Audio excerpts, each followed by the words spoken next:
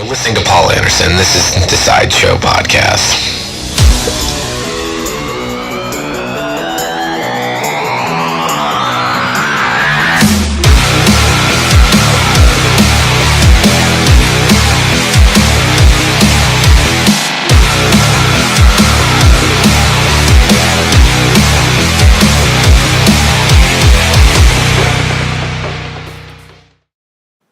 Hello, what is up? Welcome to the Sideshow Podcast. I am your host, Paul Anderson. This week I am actually very excited. I love starting this show off great. And this week's episode, I'm joined by none other than John James. And for those of you who know who John James are, you know this is going to be a great episode. And if you don't, I'm going to tell you a little about him right now. John is in a band called Keep Flying. And Keep Flying is this band that, in my opinion, is very different because they have this pop punk sound to them, which is great. And on top of it, John himself is he's a horn player. He plays baritone saxophone and tenor saxophone. He's a very talented musician. I've been following his career since his first band that I caught on to. I loved him. Very exciting guy, very, very personable. We had a great conversation. I mean, this conversation went so well, and it was so good because I feel like I definitely made a new friend, and we've met before, and it was years ago, and I was surprised because when I brought it up to him, he actually remembered me, and it was such a random time when I met him. So I love this conversation, and I couldn't be more stoked. We talked about how he is also a tour manager. He tour manages many different bands. I know he tour managed the Wonder Years for a long time.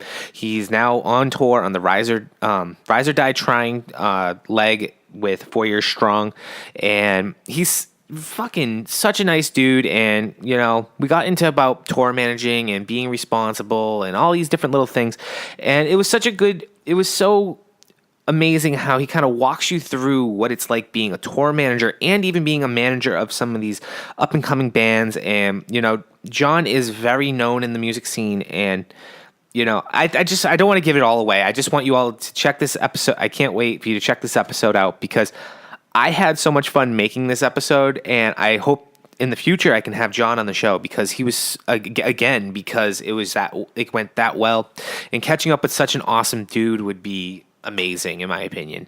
So I don't want to fucking keep blabbering on it, but you know, thank you for checking out the show. If definitely you're on social media, you can find the show over on Instagram. It's Sideshow PC. You can also find us on Facebook, which is also a great place if you want to get a hold of me. Definitely, you know, you can shoot me messages and suggestions of people who can be on the show and all that great stuff. And yeah, I mean, it's been so good doing this show and, you know, talking with these great people. And you're going to see it, honestly, in this episode. It was probably, like I said, I hate to say this, I say this about every episode, but this is probably one of my favorite episodes I've ever gotten to do. And honestly, we talked for an hour, and the weird part about it is it didn't feel like an hour, and it felt like two friends that have definitely, you know, it's like we haven't talked in such a long time. So I really, really love it, and I'm glad you guys are here. So stay tuned, and I hope you all enjoy, and yeah. All right, later. Yo, can you hear me? Yeah, I can hear you. What's up? Hold on 1 second. Yep. Just got my dinner here. No worries. Just gonna go outside, actually.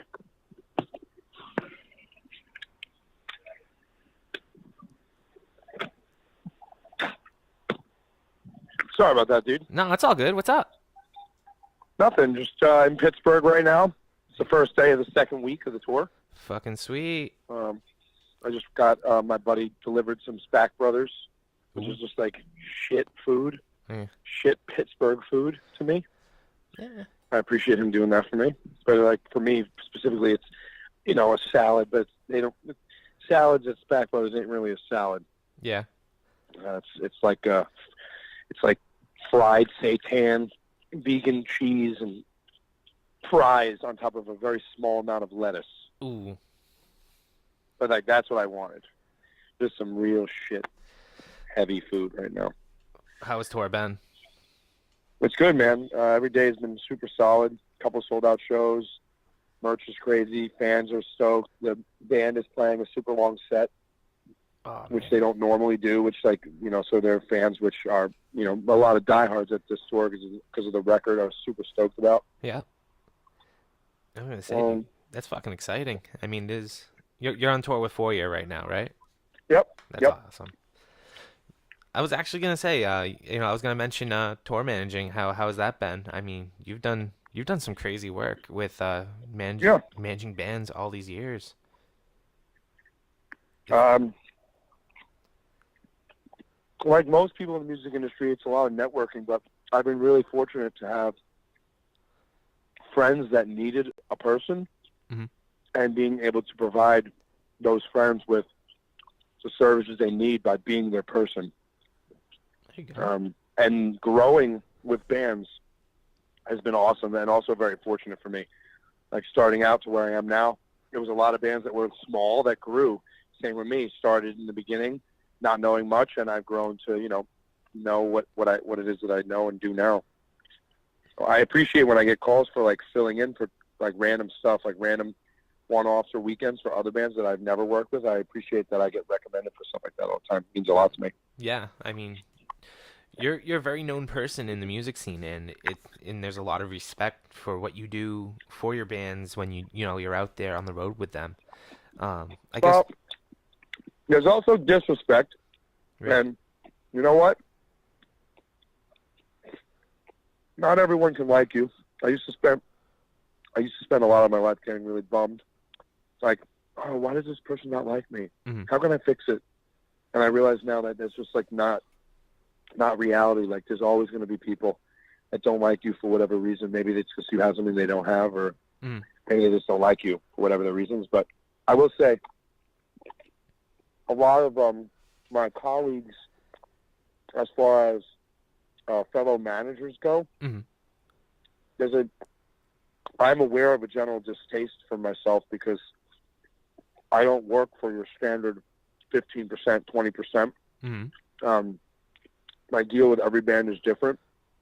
My baby bands I take no money from because I think it's crazy to take a percent of zero. And I think sometimes some people are a little threatened by me because I'm still in the dirt with all of these bands. I become better friends with and have better relationships with than these artists that, versus the artist manager. So I think that is a little threatening to some, like, bigger management people / companies, but I don't know why, because I'm not trying to steal bands or anything. I do give advice if I'm asked. Yeah. Well, I think that's just hard for other people to handle because I'm in my own band, tour managing bands, running a venue at home with my friends, putting on shows on Long Island. Like, I'm so involved in a lot of things that I guess that's a little threatening, I guess. I don't know. But I've noticed I'm not really as welcomed by the straight suit management community because, unfortunately, that's just not who I am or what I'm ever going to be. I know you got to make some money at some point, but I've always been about the music and friendship first for me. So, dude, that's awesome. I fucking respect that so much. Yeah, and I think that's important too, mate. I mean, I think I had one of your bands on my show not too long. In the beginning, Forever Came Calling. I had Tom on the show, and those boys are awesome. They have a new record coming out very soon. That's true. And I can't wait to hear We're going to self-release the record. We're self-releasing it. It's done now. Oh, man. And, they were dropped by the label. They were dropped by the management. Really? The agent's still booking them. They asked me for help. I said, yeah. We've been friends for years. Of course I'll help. Maybe you guys can have a successful self-release and do some first shows back and actually make some money because you're doing it yourself. Oh, we're going to hope for that to happen. Yeah. Looks good right now.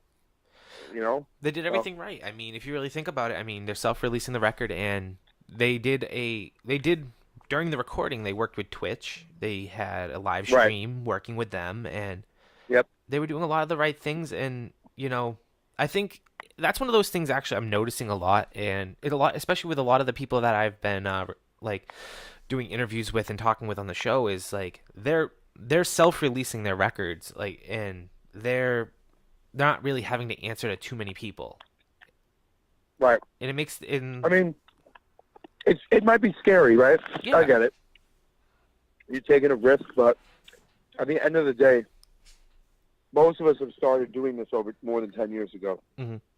And so it was a lot more DIY then. Not everybody had an agent. Not everybody had management.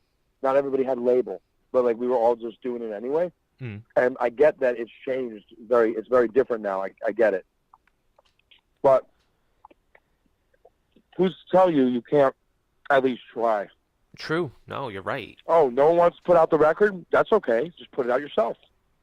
Put it out. Fuck yeah, dude. And that's the thing I like, too. Social media is a tool that can be used by everyone. Mm-hmm. We all know that it's positive. We all know that it's negative. But it can be used by everyone. And anybody can have a song hit or something go viral or a video or something. It could happen to anyone at any time. So why not try yourself? It's crazy, too, because, I mean, back when like punk bands, like in like the 90s and even early 2000s, before social media was even a thing, they were still getting themselves out there, and they were getting themselves out there just through word of mouth and doing what they do best, and playing a show, and at least playing shows, getting on the road, and comps. Exactly. When comp CDs were a thing, that's not a thing anymore. Now you just would stream. You hear about a band, you look it up on Spotify, and just find the song right away. Yeah, exactly. And I always really wondered, like, how does Spotify really, like, hurt record sales nowadays? Because, I mean, physical copies, I mean, I guess I'm like, personally, I've never been on the road. I've never been in a band that took me anywhere, and I've always just been it's always been like a big curiosity to me, where you have Spotify, and I can go on my iPad or my phone and literally pull up a record. I pay a subscription every month. I listen to the record. I love it. And I think, like, the most important thing, I guess, is getting out and going to the shows, I guess, is probably where a band's going to make a lot of money. Well, we do get a partial royalty on those streams. That does happen for every band. Oh, good. But most bands, unless on a major amount of record sales, so I'm talking about the 1%, Mm-hmm. just like everything in the 1%. Most bands are making their money on the road. That's where their money is coming from. They're coming from the guarantees and merchandising, and maybe getting their music on in a movie or like a video game or things like that. Mm-hmm. Like little bursts of flat fees that are paid for the rights to use the song. But like record sales themselves are not a lot of bands are doing over 10,000 or 20,000 or 30,000 records anymore. Mm-hmm. So you're not looking at huge income from the actual selling of the music anymore. It's more so the live show, the marketing, and that's where you're looking to make money. That's why these old timers are out there still busting their ass, touring 6 months a year. Yeah. 'Cause that's where they make their career money. And it's kind of it's unfortunate, like, that they have to do that. But at the same time, they do like playing shows. They wouldn't be doing it for this long if they right. didn't. Of course. Yeah, if you don't, you wouldn't. So. Exactly. I mean, that's the biggest thing is don't do it if you're not going to be 100% into it. And unfortunately, there are people out there. Every musician I know on all levels of making music, from very small DIY to nationally highly successful. Most of the people I know have jobs. It's not like anyone doesn't have another income. Mm-hmm. Not anymore, at least. Like everyone I know now has at least one other income that's coming in somewhere, whether it be a partner or they have a job at home. All the 4-year guys, they do well on tour. They make decent money, but they all work at home. They all have full-time jobs. Yeah. and you have to do that. I mean, especially nowadays, that's what you need to do. And those boys have been doing their thing for how long, and they've been recognized by and on the biggest stage if you really think about it. I mean, they've gotten to tour with Blink-182. They've got or play shows with Blink-182. They've done. They tour with them. They did full tour. Yeah, in the UK they did. UK, that's right. That's right. And that's like, for a band like them, it's like, that's kind of like the pinnacle. Like that's the band you really want to do it with, and like you want to do your touring with, and they've gotten to do that, and and that's the dream, I guess. Other than being that headliner, doing those type of tours yourself, and it's tough. It's a very, very tough situation. That's why my respect's always out to how those many guys. bands? We're not going to have that again. There's not going to be another Earth, Wind, and Fire. There's not going to be another Temptations. There's not going to be another Beach Boys. Mm-hmm. There's not going to be another Beatles. There's not going to be another Metallica. There's not going to be another Blink-182. There's not going to be another Green Day. You know what I mean? Like, those are the real 0.01%. And there's not going to be another one of them. We've hit a place with music with attention span and, the ups and downs. Like, look just at how, like, I know that she did something very different on her record, but like somebody like Taylor Swift, who went from everyone's favorite to instant roasting on the internet overnight roasting. Exactly. Like, this record's awful. Like, that's pretty rough, man. And that's where sometimes you got to draw. That's where we are with. I'm sorry. That's where we are with music, though. So. It's crazy. I tell all my friends, I'm like, accept what you have. Don't try and reach too far out of where you think you should be. Specifically, like, when picking venues for tours, it's like, maybe instead of the 800 capper, you just accept that you only do 500 tickets in this market and do the 500 capper. Mm-hmm. You know what I mean? Like, that makes a big difference. Your room is nice and full and sold out versus a half full room. Yeah. And that hurts. It hurts a person's like confidence, I guess, in one way, if you look at it like that. You'd rather have a room that's full of people rather, like you said, than half, and then you're just kind of like, well, what the fuck? You don't want to set yourself up for disappointment with too high of expectations. There's nothing worse than getting on stage and looking out and the room's just not full. I bet. There's nothing worse than that. It's tough. And everybody's gone through it though at some point or another. It's kind of like, of course. It's the growing. It's the pains. That's why. And that's it. Like, that's the pains. And I guess that's that's an important thing that, like you're saying, is like, you do a lot of your own work doing that type of stuff and help make those conscious decisions. Sometimes. Correct. And some people are shooting too high, and it's like, not to put you down, but this is something that you guys should really like consider. It's a big consideration. And at the same time, I think as a fan, I myself as a fan, like, you walk in and it's like, you're really wondering, like, you walk into the room and there's not a lot of people there. And it's like, well, what the fuck is up? Why all of a sudden is this band not as popular, we'll put in quotes, as they once were? Because the last time I saw them in the upstairs playroom, that place was sold out. And it's like, what's up with that? Right. So I totally get that. So yeah, dude, the reason you're here, definitely not just tour managing, but you have a band that I love. I love your band. It's called Keep Flying. You have music out that I just haven't shut off since I've picked it up. That makes me really excited that you like the band. Dude, Walkabout, literally, I was like I told you through text, I was talking with Brian Marquis, and we started talking a little bit about it. And in my opinion, I really, really strongly feel that, Keep Flying, that record is very underrated. I think that there's so much good things that come out of it. There's a lot of good messages that are written into the lyrics.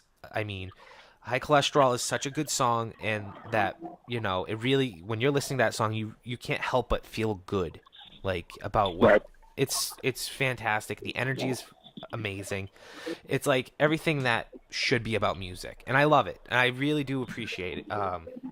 Getting the time to those are some very kind words. That makes me very excited. But how to I'm a little bashful when it comes to my own music, because I tried in 2005, and then I tried in 2007, and then I gave up and I started working for bands. You know, I had bands that I toured with full time. Yeah. That I played music that I thought was awesome. I still think it's awesome, but you know, I play with a saxophone player, man. It's tough. And when I left my last band, if I was a drummer or a guitar player, bass player, man, there's no question in my mind I would have been in one of these bands. I would have jumped in and filled in for one of these bands and become a member of someone else. But unfortunately, and fortunately, I play saxophone. So there really isn't much of a world for me as far as punk music goes, which is where I want to be. And so when my buddy Henry was like, I want to disband my old band and I want to start something different, I was like, yeah, I could try that out. And then I heard the first 4 songs and was like, oh, yeah, I'm down for this. Mm-hmm. And I showed up at the studio to record because he thought I was just recording on the songs. And I told him I wanted to be in it. And he was like, no. He's like, you couldn't. I was like, no, I could. He's like, no, man, really? Like, you're older? I'm like, yeah, I don't care. I was like, I set myself up all these years touring 11 months a year with no bills to be able to do something like this again one day. And maybe I thought it was going to happen at 25 or 26 or 27, but it didn't happen until I was 30. And, you know, my singer's, you know, he'll be 28. Mm-hmm. And so we're both older. The rest of the band's 21, 23. You know, so younger guys, but it works that way. It works out. There's a good dynamic amongst our band. Mm-hmm. And we're trying, man. I keep telling all my friends, you know, like the Gray Scale guys, the Life Lessons guys, the openers on the store. They're like, man, the band rocks. I'm like, yeah, we're going to just keep trying, keep DIY touring. We've only been a band for less than 2 years. We got 2 releases out already. Going to start demoing for a potential full length for next year. If no one wants to put out a full length for us, then we will do a 3rd EP in a series of 3, and we'll release that again. So we'll have 3 releases within 3 years. Yep. And keep on trying. It's just all the networking I've done. I'll tell you this: I haven't asked for a favor yet. I haven't asked. I could have had my band on this 4-year tour, but I wasn't going to do that. I don't want to just make. I don't want to ever have a point where someone on the internet writes, "Oh, the only reason this band's doing things is because John is the sax player and he probably, you know, made it happen." Mm. No, I want people to want to do things with my band because they, like you, listen to my band and go, "This band is pretty sick. Yeah, I want to talk to a guy about it." You know, and like that's so. And it's been going that way. And we, you know, mostly when people see us live, they're like, "Okay, now I'm in. I get it." Yeah. But we got horns, man. I get it. We got horns. I got it. It's a different thing. But you know what? In a sea of many bands that sound similar or are doing a similar thing, we're doing something different. We're horn-driven. When someone likes to say, oh, yeah, they're a ska band, you know what? We're not. You're not. But call it whatever you want. As long as you like it, I don't care what you want to call it.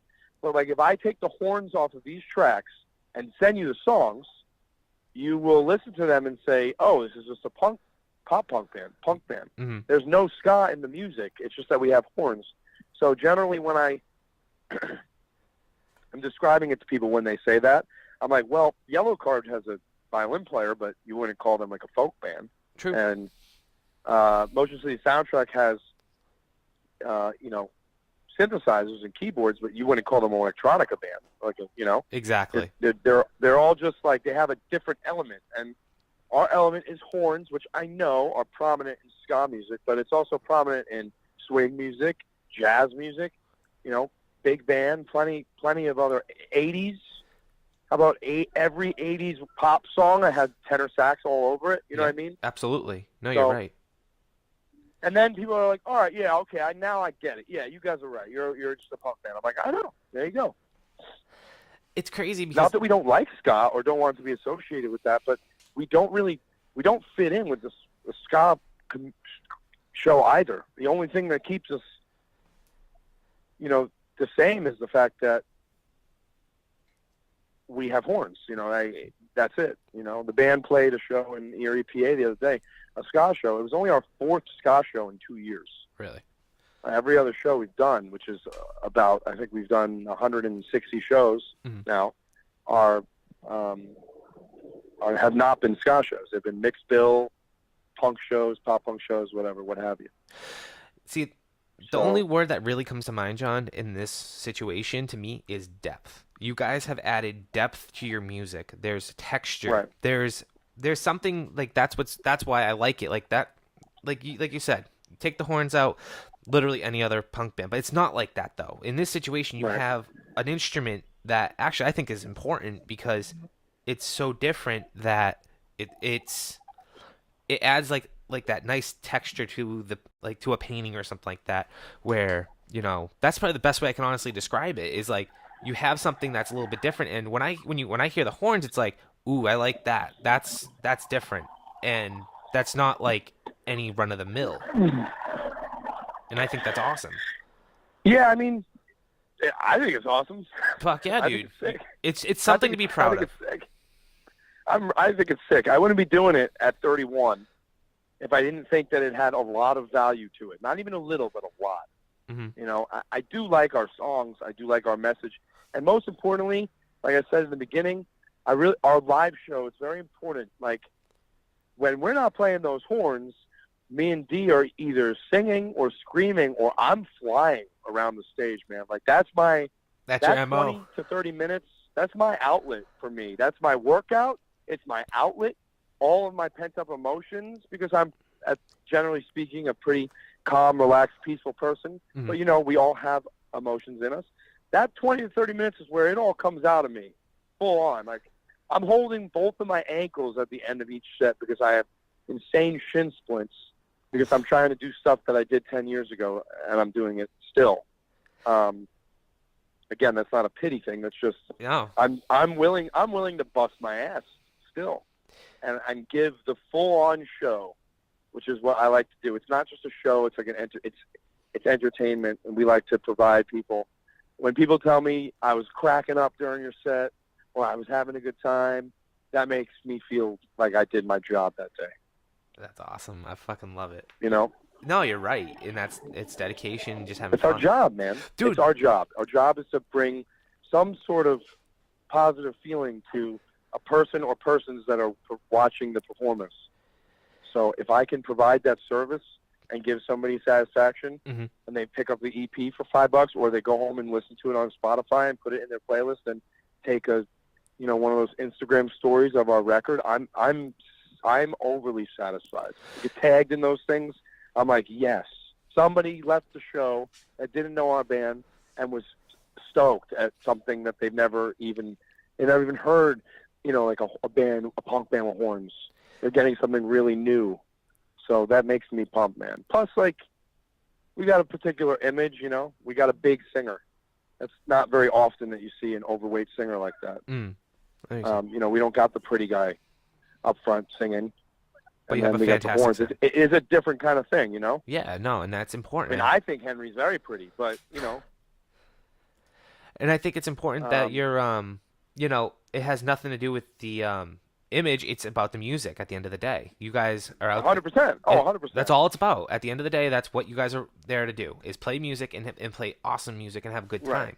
I mean, I didn't mean to cut you off, but I know one of the reasons that I ever even first got introduced to any music in your music career was a YouTube video. It was when you were playing with your old band, and I listened to one track that had just a photo, and it was great. And then I saw a live video, and you were just having a blast. Right. You were just having a blast. That's what, and that was one of those things that was like, the next time they're in town, I want to see this band. It was like a priority because that's what, as a fan, that's what I'm looking for. That's what I'm attracted to, is good music, good sound, having a good time. When it's, you can have good music, but if you're up there on stage just not even into it, it's very difficult for as a fan to get yourself into it. We don't need to mention bands, but you and I have seen our fair share of music, and there's plenty. Oh, plenty. That I see friends and strangers that I'm like, wow, it doesn't seem like there's any much feeling here. The crowd is more into it. Doesn't seem like there's much. I don't get it. And as a fan, it's like, all right, well, if you're not having a good time, then what are you doing here? Why are you on the bill? Like, you give me. I mean, I will say it's tough. It's tough when when a crowd gives no energy, it is hard. As a performer, it's hard with any entertainment. Yeah. When you're receiving nothing back, it's tough. But you push through it and you do your best. I agree. But when a crowd is giving energy back, oh my goodness, that is just when people start moving or I see one person singing, I become even more fired up than I already was because I'm sitting here and instantly in my head I'm thinking, well, I've affected this person because they've taken the time to listen to my music enough to remember the words, or they've never heard my band, but they're listening to it, and we're third song in, and they've already made a conscious decision. This band rocks. I'm going to start moving. Exactly. Now, in my head, I'm instantly like, oh, I'm fired up. I'm ready. I'm in this 100%. Let's do this. I'm going to go I'll go as hard as I can. But sometimes it's too hard. I've fallen. I've had some real adult falls and injured myself during performances as well. But I think it adds to the memory of the gig in particular. But. Exactly. I love it, brother. That's awesome. Dude, I mean, we've been talking about you being on tour. We've talked about your band Keep Flying, which I'll tell you right now, anybody who's listening to this, check out Walkabout and then Thank Me Later because of how good it is. It's not like I'm not going to overhype it. It's just that good. Like I literally haven't shut it off. It's a catchy. It's literally like track after track, just catchy song after catchy song, and it's just like there are lyrics that just stick in your head, and they're good, and they're really really good. So, So where are you based again? What's that? Where are you based? I live in Massachusetts. I actually live outside of Worcester. Great. So have you seen the band? I've seen the band actually at the Warped Tour in Mansfield. Okay, so you saw us there. Yes, I well, did. you're going to get a Worcester show in the end of December, I can tell you that. Oh, fucking A. Yeah, so that'll be cool. But yeah, we're going to we still got a lot more touring this year, man. We're doing a week and a half down to Fest, and then a week and a half back. And then we're doing a full month from we're leaving the day after Thanksgiving, and we get home the day before Christmas Eve. We're doing a full month out from the Northeast to Chicago, down to Texas, over to Florida, and then back up the East Coast. Wow, you guys are... and then one more show in Worcester, like I said, at the end of December. That's going to be fun. Yeah, so we're trying, man. I love it. It's a great medium for me. I get to do my big stuff, full national tours, bus stuff, bandwagon stuff, and then I get to also get back in the band with my guys, stay at friends' houses again. I will say the one thing that's been easier for my band now versus old bands from years ago is I've made lots of friends over these years, so I never have to worry about places to stay anymore. Like that is like a big blessing that I never have to get a hotel with Keep Flying because there's always someone that can put us up. That's crazy. So that's a nice thing. And touring with guys that have never really toured before, some of the band, it's been really fun just showing them like, oh, you got to eat at this spot. Oh, you got to see this thing. I've toured the United States, I don't even know how many times. Yeah. Too many times. I think that's more than most people will ever see most of these cities. And I think that must be a comforting thing. Is like you said, most of the group that you're working with, like a lot of them are younger, like 21, and right. Most of them probably before this band did they even really do a real tour at that point? Yeah, our drummer and our other guitar player both did very minimal touring, like not outside the Northeast before Keep Flying. So there's that so comfort. For them, it's all new. Exactly. It's so cool seeing them excited about new things that I couldn't tell you when I went there. It was so long ago that excitement, it's there, but it's a different excitement. I know exactly what I'm looking for. They're in a city for the first time, going, "Whoa, this shit's sick." And it gets you excited too, though. Pumped. It must. Yeah, I was gonna say it must get you excited because I get pumped up. You're like tour guy. I cannot wait to take these guys to Melt. These guys are going to eat this death sandwich at Melt in Cleveland, and I'm going to just watch their faces as they get full and just laugh, and I'm going to feel good about it. See, that's awesome. So. Oh man, I love it. I actually, I appreciate the really kind words, man. Brother, it's all good. I love it. I was actually, it's funny. I don't know if I should say this on the air, but you're saying it. I was talking with Brian, and he was like, "Hi, Dad. Love you, Dad. Miss you, Dad." Yeah, well, Brian Marquis has been one of my very, very close friends for a very, very long time. And Sean, his brother. Oh, I love him.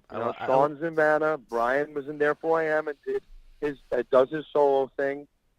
One of the first tours I did tour managing a long time ago was, Therefore I Am, Vanna, A Loss for Words on tour together. That was a cool. And Therefore I Am is gone, and Vanna's about to be gone, and A Loss for Words is gone, and I'm still here trucking along. And I've watched a lot of my friends come, peak, and end, and I'm still just here. It's fulfilling, dude. I love it. I can't give it up just yet. I never had my moment with my own music. I only had everyone else's moments that I also love, but I never had my moment. And so I want to give it one more try before I can throw in the towel, at least a partial towel. See, because I would like to have a moment. But are you like one of these people, like when you're home, it's like, I can't wait to get back on the road? Or you kind of like, it's not really like that. No? That feeling has like gone away from me. For me, I have a calendar, and my calendar is just like, these are when I'm not home, this is when I am home. Boom. And like I always know at least the next 4 or 5 months. So like I don't ever really have, I mean, like any person, you get a little homesick a certain day because your family's having some cool event. Yeah. And then you're home one day and you're so bored that you're like, oh man, I just wish I was playing a show right now or doing anything. But like for the most part, I don't really have those feelings that have kind of spread themselves out to nothing because I just have a calendar. I know exactly the days I'm home, and I'm excited for those days, and then I'm excited for tour days. I love it. I also haven't been home longer than about 2.5 months in over 10 years. Wow. So I don't really know what I don't know what being in one place for more than 2.5 months is in my entire adult life. So there's no slowing down yet? No. I mean, I don't know. I don't know when I'm done with this. Like, we're traveling full-time. I don't know if I'll ever be done traveling full-time. I don't think so. I think I could be doing it part-time maybe, but I don't really know. I really don't know because even when I'm off, I tend to book trips to other places because I like to start checking off the places of the world that I'm not going to be able to go to that I'm not going to be able to go to with music, i.e. Madagascar, Israel, Russia, places like this that I want to slowly go to them. Yeah, absolutely. But so I've been filling in my off time from tour with other trips to places. So I don't know, man. I don't know what my deal is. So far, I guess. I'm not sure. So far with all your travels done, I guess this question is appropriate. What's your favorite place that you've been to? I mean, you've been my favorite place in the world is New Zealand. New Zealand is my favorite place in the world. Period. Case closed. Yeah, there's no thought. It's got everything that you want within a very short amount of distance. Got the awesome beaches, mountains, plains, fields, forests. The culture is the newest of the world. It's only been inhabited for 700 years by people. It's a bird island. There were no mammals there until humans found the place and then brought mammals there, which science can't explain why, but there weren't any. It's not that big. You can travel from the North Island to the South Island with much ease, from Auckland to Wellington to Christchurch. I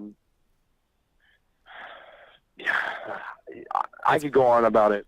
It's the best. You take a vacation there, you don't want to go for 3 days. You want to be there for a month.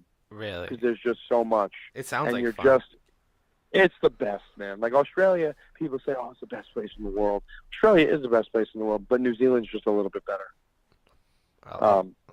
It's expensive, it's pricey for us, for Americans, but it's what a place, man. What a fabulous, crazy place. I get to go there with music in January. I'm stoked. 4 years got a show there, so I get to go back. I haven't been there in like 2.5 years, so I'm really excited to go back. But yeah, that is a place that I think I would, when touring is all done, I'll go there every other year, every 3 years. I'll take a big trip there. Oh, man. Dude. That's where you want to go. Europe, okay, sure. It's old, sure. UK, it's gray, it's raining. You want to go to a destination spot, like Caribbean islands and stuff, okay, I get it. Listen, trust me, the flight is expensive. The flight is long. You go to New Zealand. It's worth it. worth it. When you can save the money, just worth it. Your photos, you can take 1 million photos there, 1 million videos. There's a never-ending list of things to do, food to eat, places to see. See, that gets me excited because I have me and my fiance are getting ready to plan a wedding and Nice. places that we want to go to, and you're kind of selling me on the idea of New Zealand. It sounds like a lot of fun. I mean, it's Well, this is for your honeymoon? yeah. Yeah, I mean, I have friends that have done. Dan from 4 Year, he did like this sick ass Mediterranean cruise thing that was like 3 weeks long. Oh shit. That did like Greece and Croatia and South Italy and all this kind of stuff. And it was. I looked through the photos years ago, and that was also really amazing. Oh shit. Don't go to Iceland, please. I have 3 or 4 friends go to Iceland on their honeymoon now. Yeah. I get it. I get that there's a cheap flight there, but it's like a cash grab. That's why people go there. Really? They got these cheap flights going out, but then once you're there, you're spending a shit ton of money. And I know you don't care because it's your honeymoon, but that's not the place. Go there on another trip, like a normal trip. Yeah. Take the honeymoon somewhere real fancy, All right. I'll look into it. I love it. Mediterranean cruise. That sounds actually like you're covering a lot of ground. Yeah, and I think it wasn't that much money. Like, it was pretty reasonable price. Dude, all I want to do is travel, man. I'm now just thinking about travel. Right now I've been looking at tickets to the Caribbean in November because they just dropped. Unfortunately, this hurricane's going on. Uh-huh. So that everything has dropped in price because who the heck would go there after a natural disaster? So, okay. Flights from New York to Barbados are like $70 round trip. Wow. So it is the perfect time for someone like me to go to a place like that because I'll spend next to nothing. Yeah. To go. And just soak it all in. Yeah, I mean, I don't know. I just like to cross things off. I would like to have seen the whole world by the time I'm dead. It's the only thing. People have a bucket list. The only thing I have on my bucket list is to see the whole world. That's it. I fucking respect that, brother. That's it. My one bucket list item. Have to see everywhere. All right. I don't want to take up too much more of your time. I know we've been talking for a while. And man, it's been too long, actually.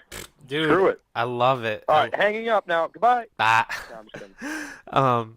Yeah, dude. Like I said, I don't want to take up too much more of your time. I definitely know you're a big pop culture guy. I mean, what's your favorite? Yeah, that's true. What's your favorite thing, I guess, out of all of that? Everything in pop culture. What do you have to take as your favorite?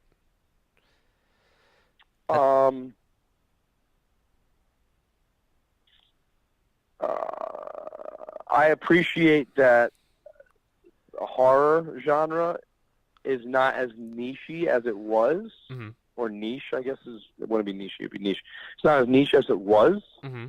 There's a little bit more mainstream going into that, which I don't care because what happens when that happens is that companies pay licenses to make products of things that I like to buy. Absolutely. So maybe that. There's some anniversaries going on, like E.T.'s got, I think, the 35th anniversary, so okay. I just got like 2 screen prints this week. I like the resurgence of taking really great series or single films and making this new Blade Runner that's coming out. I couldn't be more excited for it. Oh, the nice. Star Wars reboot. Yeah. You know what I mean? I love Star Wars. I'm right there with you. The new Alien Covenant, yeah. I loved a lot. I think it's awesome for me, like, to be able to watch these continuation movies of series that I liked or single movies that I really liked. Did you? Go on. I was gonna say, did you go out and did you guys go see the new It movie yet? We did see the new It movie, which I loved. I did too. All right, cool. All right, we're on the same page. Loved the movie. I guess it beat Deadpool for the highest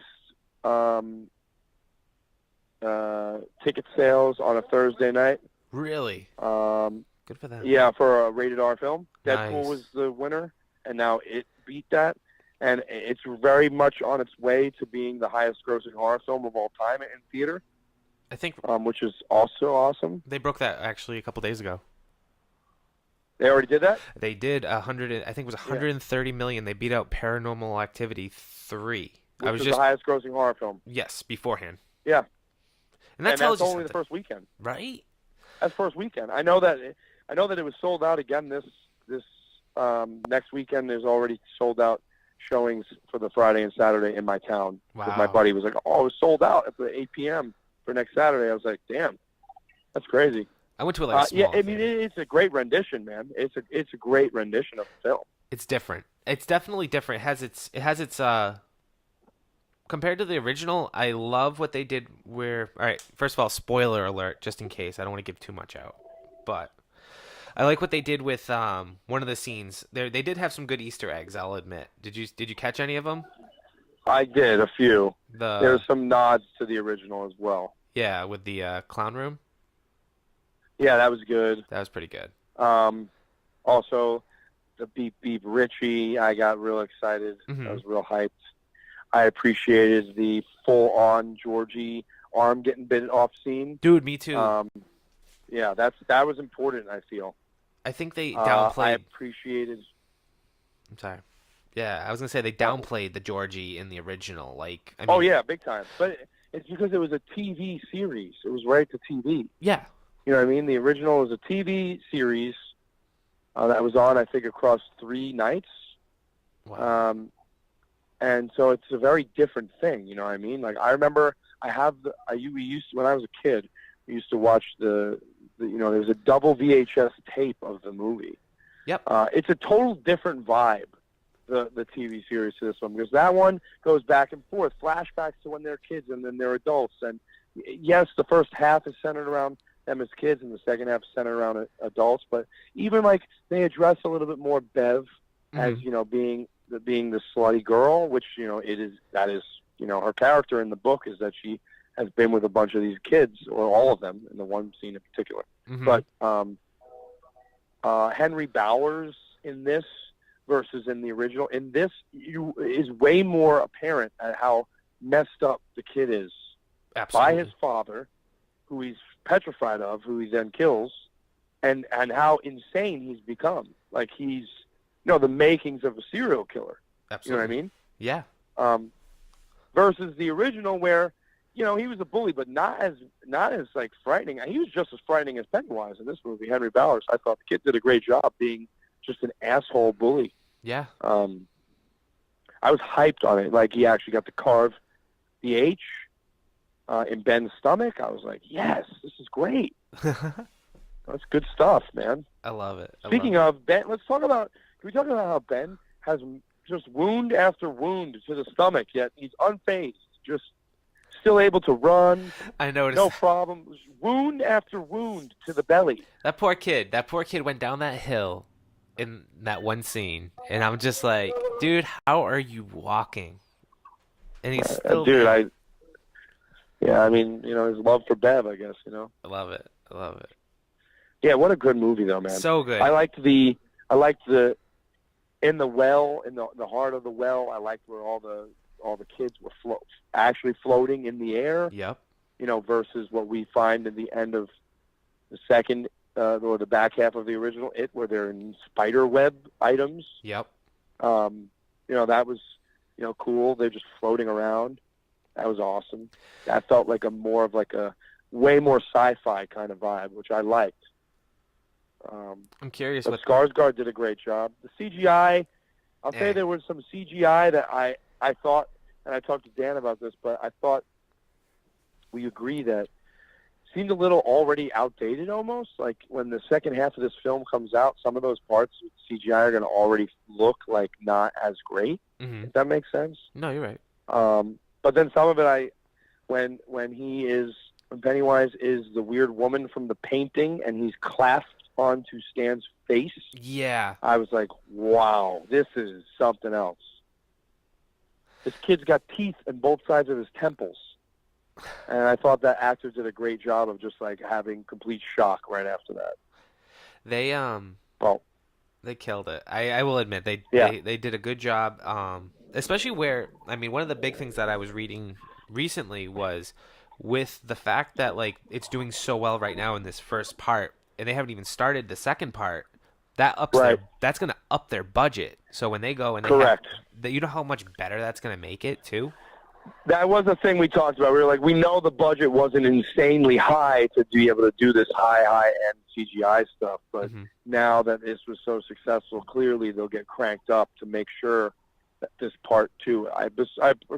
They said it was going to be just 2 parts, so I presume it's just chapter 2. Hopefully that is done, and we're floored. I mean, think about these kids. Think about this now with the adults, man. It's just another R-rated horror film with adults versus kids that takes place now in like 2017 or whatever it would be. What was that, 89? Yeah. So 99, 2009, 2018. Yeah, I guess that makes sense. Think about like how, like that's just going to feel great, man. Oh, like, yeah. I'm psyched for present day adults going back to Derry to fight Pennywise again. Like I'm psyched up. Makes me psyched up. It's good for horror in general. Like I was saying before, this is only going to help. We got a new Hellraiser that Clive Barker is working on. That's going to be awesome. There's another Friday the 13th that's being worked on. Hopefully that's awesome. Yep. I don't know. I get excited for this because we get a lot of bad horror. I agree. A lot of bad horror. It's funny you say that because, I mean, one of the things I didn't like when they were starting to do the reboots was they did the original, they did the Friday the 13th, and then they came out with Nightmare on Elm Street. And when they did the remake for Nightmare on Elm Street, I was disappointed big time because the way they fucking wrote Freddy Krueger as a pedophile, where in the originals he wasn't. It wasn't like that, and they really stressed on it. It was disappointing because it really hurt the image of a horror of a slasher film. It's like you're writing too much into it. Like they shouldn't even written. Yeah, I mean, after the second Nightmare on Elm Street, we've established that Freddy Krueger is frightening yet also comedic. Mm-hmm. And when you throw in that pedophile / no comedy, you've completely changed the total vibe. Completely. Yeah, the tone is completely shifted. So, I mean, I will say all those reboots and these other like one-off horror films they do, they're generally PG-13. They're aimed at teens. They come out in January, the dead month for movies. Mm-hmm. And they always do like 30% or 20% or 40%. Like no horror really ever gets super high percent because there's people that just don't like it because it's horror. Yeah. So the fact that I looked yesterday and it was 89% for it, that's very high for horror, for a horror film. Yeah, that's incredibly high for like a Rotten Tomatoes for horror because normally it's just instantly below 50 because it's horror. Wow. So I don't know. I mean, we're gonna have bad ones. We'll see how this Jigsaw is that's coming out in October. Yeah. I'll see it. I will see it because I've watched all the Saws, so I will see this. But I can't have any expectations. I mean, Strangers 2 is coming out too, which is going to be... Right. That one, I thought the first one was terrifying. As I was younger, obviously. Yeah, it was scary. The idea, I think... There's no resolution, really, of what just happened. It's just home invasion. Okay. Yeah. I think that's the idea that freaked could be me anyone. Out. Yeah, you're right. Exactly. Like could be me. You know what I mean? Like could be my house. It just makes you feel like this is just standard people having a home invasion. Could be anyone. Mm-hmm. That's a frightening concept. Very. Dude, this has been probably one of my favorite interviews. Not knocking anyone's coming out. I love it. This is just perfect. This is actually exactly what I imagined an interview to go. It's been a true delight. Like I said, I don't want to take up too much more of your time. I have two more questions, and I'm gonna. Yeah, hit me. All right, brother. You're stuck on a desert island, and you have to bring one record with you. What's that record? Oh no. One record. One record.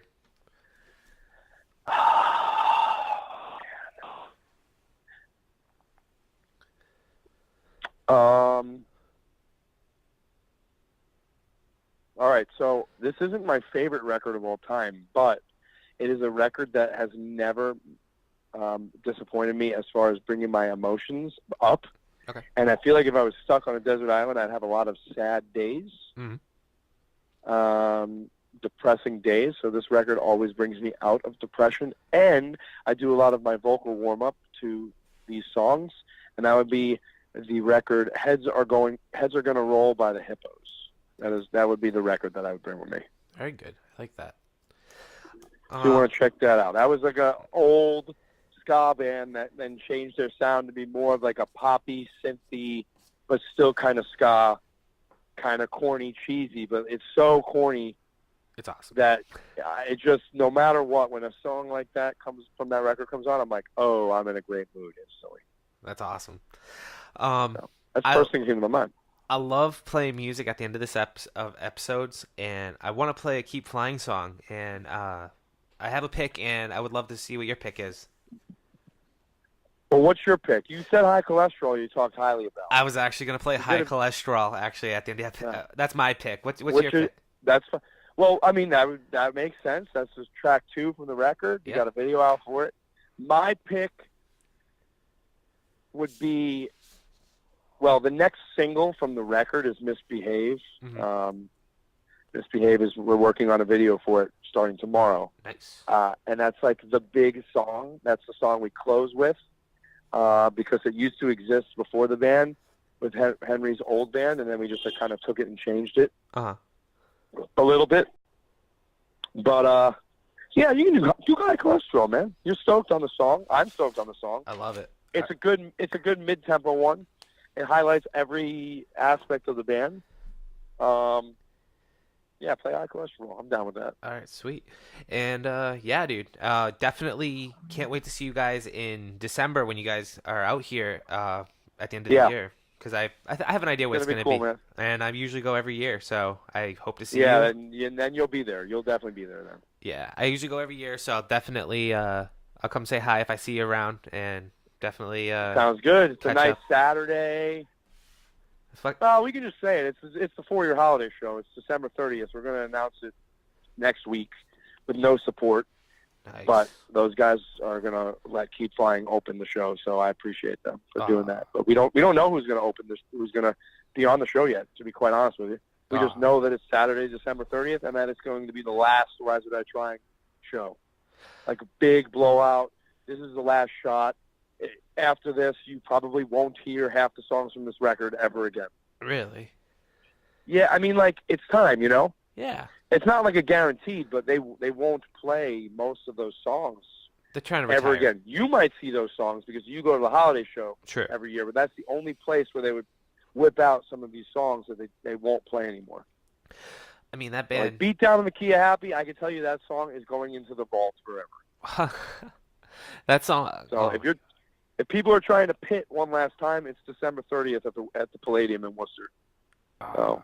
That band, dude, it must be such an honor to work with them, honestly. I've grown listening to that band for so long, just being from the area, and they're definitely something. Yeah, man. They're one of those bands. We'll talk back and forth, but I can get this set up for you with either Alan or Dan. You kidding? Once we're not on tour, it's very easy for them. Oh, dude, that'd be amazing. I'd love to sit down and talk with either one of them. You ask me good questions and things I actually like talking about, which is their biggest concern with this kind of stuff or interviews is getting asked the same damn question over and over again. See, that's what I don't want to do is like try to be that guy, you know? I want to I want to have fun. Which I appreciate. See, that's one of my biggest things about doing podcasting and all that is just, I don't know. I just don't want to, I want to just have a conversation. I felt like that's what this was right now.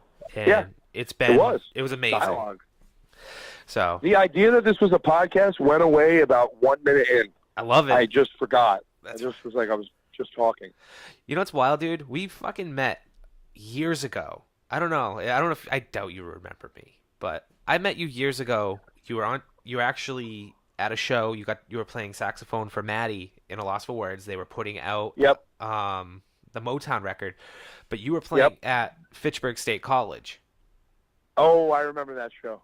And it wasn't really anything big. It was just cold out. It was cold out at the time because I remember wearing a scarf. Yep.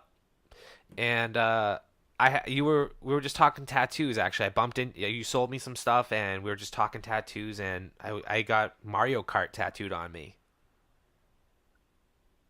What do you have? You have the blue shell tattoo on you? No, I have like the whole fucking scene, like with all of them on Oh there. my God, I remember this. I remember. We were just bullshitting, and I was like, yeah, I got Mario Kart, and then I was looking at a lot of the Pokemon tattoos and the Chucky Finster. Yep. Yeah. That was a long time ago, man. The arms are all filled in now. Yeah. That was when it was just a few things. Oh. Damn, man. Well, we're gonna hang. All right. Soon.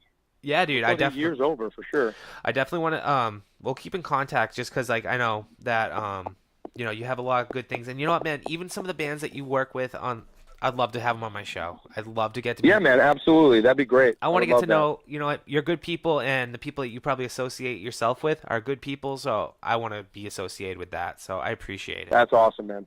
Hell yeah. All right, man. So. All right, cool, dude. Brother, take care. Take care in Pittsburgh. Have fun. All right, talk soon. Kill it on tour. Thanks, brother. See you soon. Bye. See you soon. Bye. All right, everybody. That was John Ryan, and he's from Keep Flying, tour manager. Such a good dude, and I really, really hope you all enjoyed this week's episode of the Sideshow PC. And until next week, peace.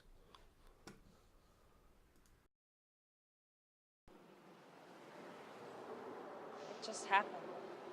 Right, but that's what I don't understand. What just happened? I just woke up one day and I knew. Did what? What I was never sure of would be.